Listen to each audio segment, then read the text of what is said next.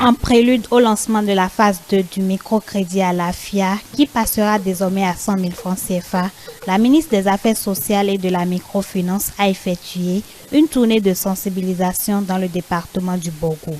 Cette descente de Véronique Toynfodé vise à expliquer aux femmes les nouvelles opportunités que leur offre le microcrédit à la FIA 2. C'est une solution que le gouvernement a apportée et en réduisant, en améliorant les conditions du microcrédit à la FIA pour qu'il y ait moins de déperdition. Puisque avant, quand on voulait prendre les microcrédits d'avant, il fallait payer 5 000 ici, payer les agents mobiles ici, etc. Et finalement, quand on finit l'activité, on se rend compte qu'on n'a même pas de bénéfice parce que tout ce qu'il faut rembourser, cela fait qu'on n'a pas d'intérêt. C'est maintenant à chacune de faire la démarche. Et c'est pour ça que nous sommes là aujourd'hui, parce que nous avons vu qu'il n'y a pas suffisamment de femmes qui sont allées pour prendre ça, alors qu'on veut augmenter les montants. Donc, il faut qu'on règle le problème. Je pense qu'avec ça, avec la volonté personnelle de chacune, ça va aller. On va prier Dieu pour que ça aille. En tout cas, le gouvernement pense à vous et fait tout pour trouver des solutions adaptées aux problèmes financiers, aux problèmes de chaque maman, parce que nous savons que ces problèmes existent. Les femmes leaders, les responsables de groupements féminins, les représentants des services financiers décentralisés,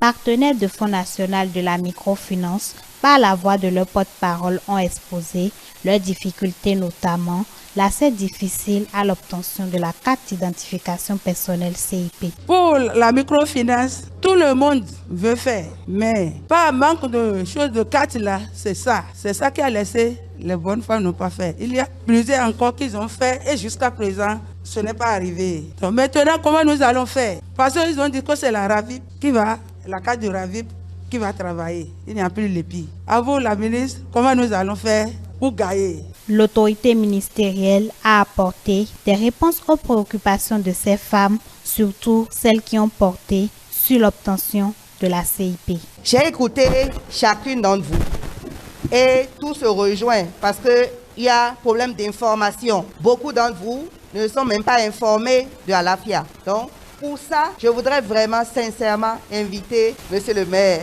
et tout le conseil communal de nous aider. Donc, il ne faut pas que ce soit par manque d'information qu'on ne sache pas que le produit existe. C'est un projet social, c'est vrai, il n'a qu'un an, mais c'est déjà suffisant pour que beaucoup aient l'information et en fonction des besoins, qu'on puisse aller vers ça si on en a besoin. Le problème de CIP, c'est un problème qui nous a été beaucoup relevé. Cela dépend d'une structure étatique que nous allons toucher dès qu'on retourne à Cotonou. La cherté de la vie, ce n'est pas faux, mais il faut savoir que nous venons de passer 2 années de Covid. Les difficultés inhérentes sur le plan financier, inhérentes à la pandémie, sont inestimables. Le Bénin aussi en fait partie. Ça, on n'y peut rien. On est obligé de sortir ce que nous appelons la résilience. Cette tournée d'échange a motivé les cibles rencontrées et de nouveaux engagements ont été pris pour une forte adhésion des populations.